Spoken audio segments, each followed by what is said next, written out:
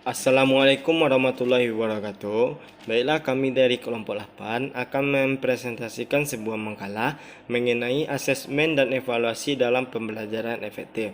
Di sini kami beranggotakan 4 orang. Pertama ada Anissa Aulia Rami, kedua ada Hasa Cantika, yang ketiga ada Laura Amara Kipsi, yang keempat saya sebagai moderator yakni Rahmat Fauzan.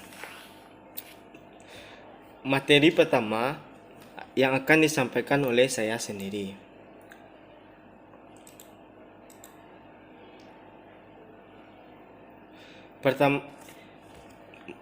Pertama adalah mengenai perspektif tentang asesmen dan evaluasi, di mana asesmen itu merupakan proses pengumpulan berbagai data yang dapat memberikan bagaimana gambaran dari siswa itu belajar.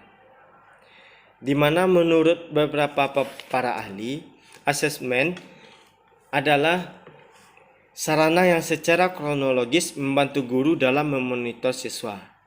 Itu menurut Wijin. Yang kedua, menurut Pom-Pem menyatakan bahwa asesmen sudah seharusnya merupakan bagian dari pembelajaran, bukan merupakan hal yang terpisah dari pembelajaran. Nah, selanjutnya adalah mengenai evaluasi. Evaluasi adalah proses sistematis pengumpulan, pengolahan, penyimpulan informasi tentang suatu objek untuk selanjutnya diberikan pertimbangan nilai atas objek tersebut berdasarkan pada suatu kriteria. Menurut para ahli, di sini Kumano menyatakan bahwa evaluasi merupakan penilaian terhadap data yang dikumpulkan melalui kegiatan asesmen. Jadi, evaluasi ini merupakan penilaian terhadap data yang dikumpulkan melalui asesmen. Evaluasi ini lebih bersifat kepada terorganisir. Jadi dimulai ada pengumpulannya, lalu ada pengolahan, penyimpulan informasi, nanti baru pertimbangan dari nilai atau objek yang dinilai. Substansi dari komponen evaluasi itu ada 3 macam. Pertama ada objek, ada keputusan, serta ada kriteria. Nah, selanjutnya adalah dukungan teoritis dan empiris. Perbedaan antara asesmen dan evaluasi.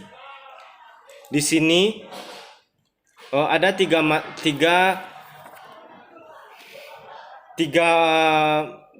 pendapat ahli, di mana asesmen menurut Fried dan Marcintos, asesmen itu berkaitan tentang sejauh mana anak memperoleh manfaat dari sebuah proses pengajaran. Sedangkan evaluasi itu berkaitan dengan efektivitas proses pembelajaran. Lanjut, menurut Terms, asesmen memakan waktu yang panjang karena menyangkut proses pembelajaran, sedangkan evaluasi dilaksanakan secara berkala.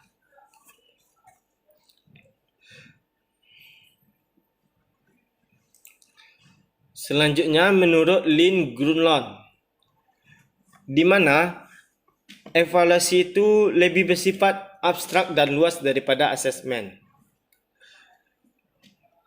di mana luas dalam keberagaman prosedur pemerolehan informasi yang dapat digunakan.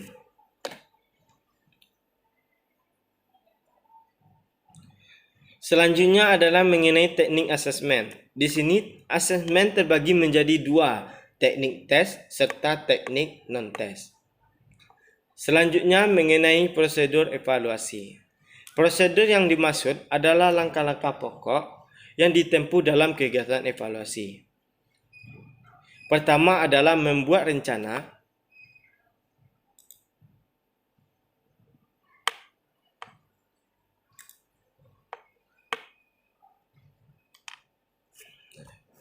Nah, selanjutnya adalah teknik asesmen. Teknik asesmen terbagi atas 2 macam. Pertama teknik tes, yang kedua adalah teknik non-tes. Teknik tes ini yaitu merupakan seperangkat tugas yang harus dikerjakan oleh orang yang dites. Sedangkan teknik non-tes itu bersifat observasi. Setelah itu adalah prosedur evaluasi. Dalam prosedur evaluasi itu, terdapat beberapa langkah-langkah yang harus ditempuh. Pertama adalah membuat perencanaan, yang meliputi menyusun kisi-kisi dan uji coba. Yang kedua adalah pelaksanaan evaluasi. Pelaksanaan evaluasi ini bisa dilaksanakan secara tes ataupun non-tes. Selanjutnya adalah pengolahan data. Setelah kita melaksanakan suatu tes, maka kita bisa mengolah data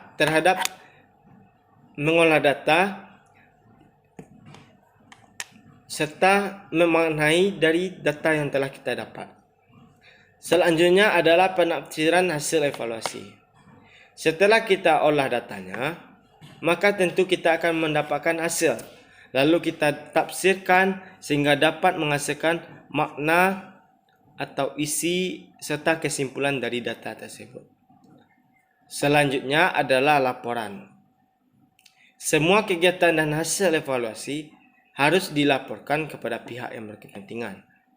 Jadi di sini kita harus membuat laporannya sesuai dengan susunan yang diminta oleh pihak pengumpulan laporan tersebut. Terima kasih. Baiklah, selanjutnya materi yang akan disampaikan oleh materi ketiga akan disampaikan oleh Anissa Aulia. Kepada Anissa Aulia disilakan. Terima kasih kepada saudara Anissa Aulia. Selanjutnya materi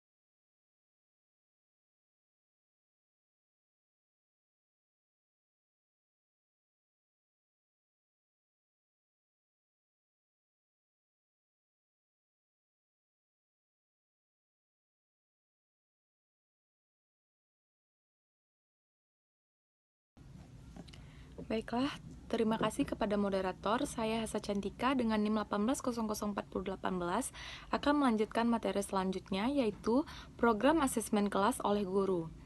Asesmen merupakan proses pengumpulan informasi tentang kemajuan siswa menggunakan berbagai macam prosedur.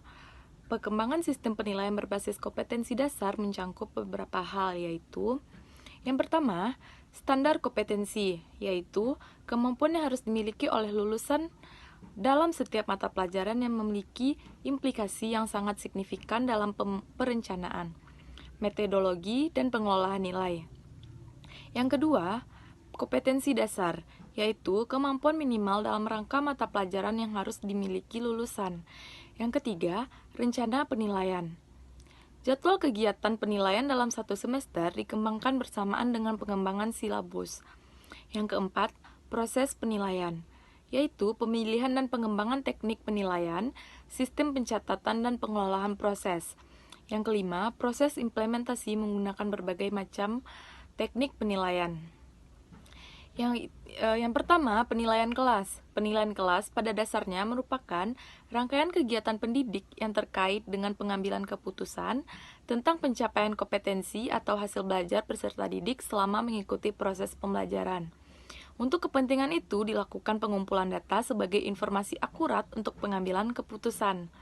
Pengumpulan data dengan prosedur dan alat penilaian yang sesuai dengan kompetensi dasar atau indikator yang akan dinilai dalam submit terdahulu kita disebut dengan asesmen. Penilaian kelas dilaksanakan melalui berbagai teknik, seperti penilaian unjuk kerja, penilaian sikap, penilaian tertulis, penilaian proyek, penilaian produk, penilaian melalui kumpulan hasil kerja peserta didik, dan lain-lain. Dalam pelaksanaan penilaian kelas ini, pendidik akan membandingkan hasil belajar peserta didik dalam periode waktu tertentu dengan hasil yang dimiliki peserta didik tersebut sebelumnya, atau dengan kriteria tertentu, dan sebaiknya hasil belajar siswa ini tidak dibandingkan dengan peserta didik lainnya. Perbandingan semacam ini disebut dengan penilaian acuan patokan atau penilaian acuan kriteria. Beberapa keunggulan tidak dimiliki oleh model asesmen yang lain, yaitu yang pertama, dalam asesmen berbasis kelas, pengumpulan data sebagai informasi kemajuan belajar baik, formal maupun informal, harus selalu dilaksanakan dalam suasana yang menyenangkan. Hal ini memungkinkan adanya kesempatan yang terbaik bagi siswa untuk menunjukkan apa yang dipahami dan apa yang dikerjakan. Yang kedua, hasil belajar yang dicapai oleh peserta didik tidak untuk dibandingkan dengan hasil belajar siswa lain ataupun presentasi kelompok lain. Yang ketiga, pengumpulan informasi dalam asesmen berbasis siswa lain harus dilakukan ataupun presentasi kelompok lain. Yang ketiga, pengumpulan informasi dalam asesmen berbasis kelas ini harus dilakukan dengan menggunakan variasi cara. Dilakukan secara berkesinambungan sehingga gambaran kemampuan siswa dapat lebih lengkap terdeteksi dan terpotret secara akurat. Yang keempat, dalam pelaksanaan siswa tidak sekedar dilatih memilih jawaban yang tersedia, tetapi lebih dituntut untuk dapat mengeksplorasi dan memotivasi diri untuk mengerahkan potensinya dalam menanggapi dan memecahkan masalah yang dihadapi dengan cara sendiri dan sesuai dengan pengetahuan dan kemampuan yang dimiliki. Selanjutnya, proses pengumpulan informasi untuk dapat menentukan ada tidaknya kemampuan belajar yang dicapai siswa, dan perlu tidaknya siswa diberikan bantuan secara terencana, bertahap, atau berkesinambungan.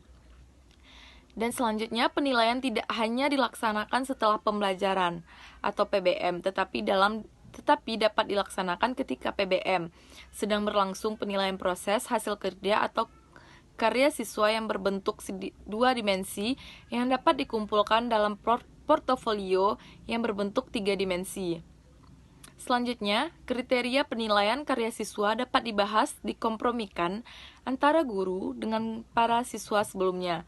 Karya itu dimulai dikerjakan dengan demikian siswa mengetahui kriteria dengan yang telah disepakati. Yang kedua, yaitu kita masuk kepada tujuan asesmen berbasis kelas. Yang pertama, dengan melakukan asesmen berbasis kelas ini, pendidik dapat mengetahui seberapa jauh siswa dapat mencapai tingkat pencapaian kompetensi yang bersyarat, baik selama mengikuti pembelajaran dan setelah proses pembelajaran berlangsung. Yang kedua, saat melaksanakan asesmen ini, Anda sebagai pendidik juga akan bisa langsung memberikan umpan balik kepada peserta didik, sehingga tidak perlu lagi menunda atau menunggu ulangan semester untuk bisa mengetahui kekuatan dan kelemahan dalam proses pencapaian kompetensi. Yang ketiga, dalam asesmen berbasis kelas ini, kita juga secara terus-menerus dapat melakukan pemantauan kemajuan belajar yang dicapai setiap peserta didik. Sekaligus, kita dapat mendiagnosis kesulitan belajar yang dialami peserta didik sehingga secara tepat dapat menentukan siswa mana yang perlu pengayaman dan siswa mana perlu pembelajaran remedial untuk mencapai kompetensi bersyarat. Selanjutnya, hasil pemantauan. Kemajuan proses dan hasil pembelajaran yang dilakukan terus-menerus tersebut juga akan dapat dipakai sebagai umpan balik bagi kita untuk memperbaiki metode, pendekatan, kegiatan, dan sumber belajar yang digunakan sesuai dengan kebutuhan materi dan juga kebutuhan siswa. Hasil pemantauan tersebut kemudian dapat kita jadikan sebagai landasan untuk memilih alternatif dan jenis model penilaian mana yang tepat digunakan dalam materi tertentu, dalam mata pelajaran tertentu. Selanjutnya kita masuk kepada fungsi asesmen berbasis kelas. Secara rinci, fungsi dari penilaian kelas dapat dijelaskan sebagai berikut. Yang pertama, kalau tujuan pembelajaran adalah pencapaian standar, kompetensi maupun kompetensi dasar, maka penilaian kelas ini dapat menggambarkan sejauh mana seseorang peserta didik telah menguasai suatu kompetensi. Yang kedua, asesmen yang berbasis kelas dapat berfungsi pula sebagai landasan pelaksanaan evaluasi hasil belajar peserta didik dalam rangka membantu peserta didik memahami dirinya. Yang selanjutnya, sejalan dengan tujuan asesmen yang telah dikemukakan di atas, maka salah satu fungsi asesmen berbasis kelas ini adalah menemukan kesulitan belajar dan kemungkinan prestasi yang dikembangkan peserta didik, dan sebagai alat diagnosis yang membantu peserta didik menentukan apakah seorang siswa perlu mengikuti remedial atau justru memerlukan program pengayoman.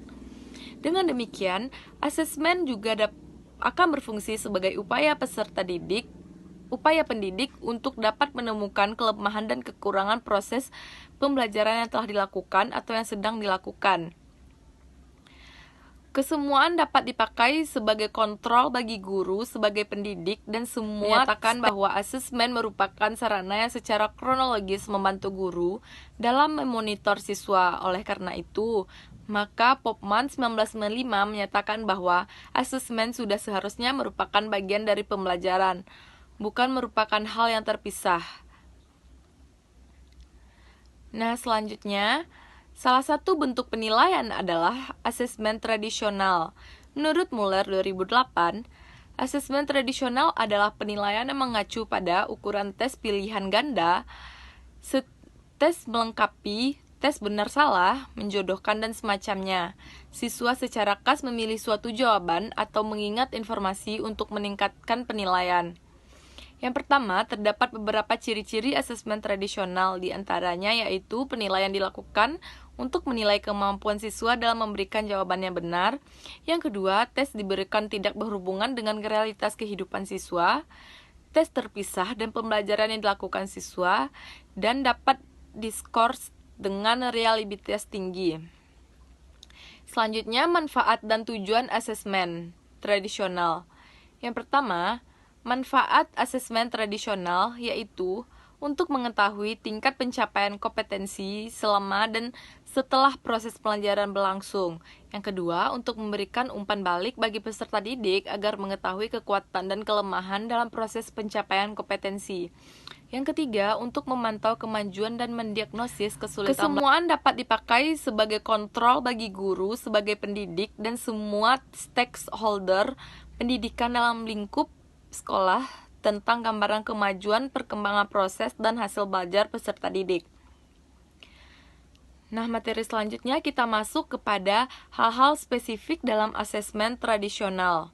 Yang pertama, istilah asesmen tradisional. Istilah asesmen diartikan sebagai Stiglitz 1994 sebagai penilaian proses, kemajuan, dan hasil belajar siswa. Sementara itu, asesmen diartikan oleh Kumano 2021 sebagai the process of collection data which show the development of learning. Dengan demikian, dapat disimpulkan bahwa asesmen merupakan istilah yang tepat untuk penilaian proses penilaian siswa. Namun, meskipun proses belajar siswa merupakan hal yang penting yang dinilai dalam asesmen, faktor hasil belajar juga tetap tidak dikesampingkan. Menyatakan bahwa asesmen merupakan sarana yang secara kronologis membantu guru dalam memonitor siswa. Oleh karena itu, maka Popman 1995 menyatakan bahwa asesmen sudah seharusnya merupakan bagian dari pembelajaran, bukan merupakan hal yang terpisah. Nah, selanjutnya, salah satu bentuk penilaian adalah asesmen tradisional. Menurut Muller 2008, asesmen tradisional adalah remedial. Yang keempat, untuk umpan balik bagi guru dalam memperbaiki metode, pendekatan, kegiatan, dan sumber belajar yang digunakan. Yang kelima, untuk memberikan pilihan alternatif penilaian guru. Dan yang terakhir, untuk memberikan informasi kepada orang tua dan komite sekolah tentang efektivitas sekolah. Selanjutnya tujuan. Yang pertama, mendiagnosa kelebihan dan kelemahan siswa dalam belajar. Yang kedua, memonitor kemajuan siswa. Yang ketiga, menentukan jenjang kemampuan siswa. Yang keempat, menentukan efektivitas pembelajaran. Yang kelima, mempengaruhi persepsi publik tentang efektivitas pembelajaran. Dan yang terakhir, mengklarifikasi tujuan pembelajaran yang diperoleh oleh guru. Nah, baiklah, hanya itu materi yang dapat saya sampaikan. Saya kembalikan kepada moderator.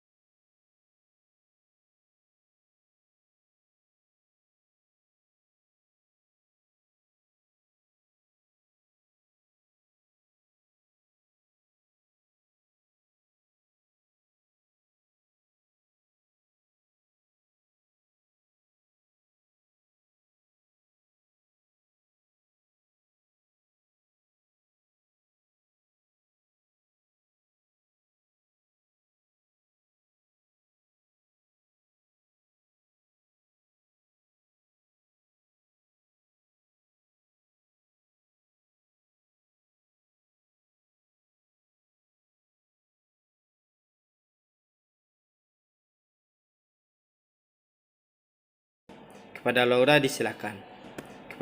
disilakan. Nah, itulah materi dari kelompok 8. Jadi mengenai pertanyaan, kritik dan saran akan kami buka melalui Zoom atau melalui e-learning atau bisa juga melalui atau sesuai dengan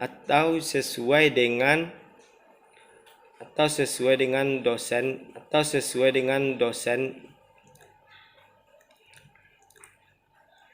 Baiklah, itulah materi kami dari kritik, saran dan pertanyaan. Kami akan membukanya bisa melalui e-learning, bisa melalui e-learning ataupun bisa melalui atau sesuai dengan yang diminta oleh dosen mengajar. Kami ucapkan terima kasih. Mohon maaf apabila ada kata-kata yang kurang berkenan di hati. Kami tutup dengan assalamualaikum warahmatullahi wabarakatuh.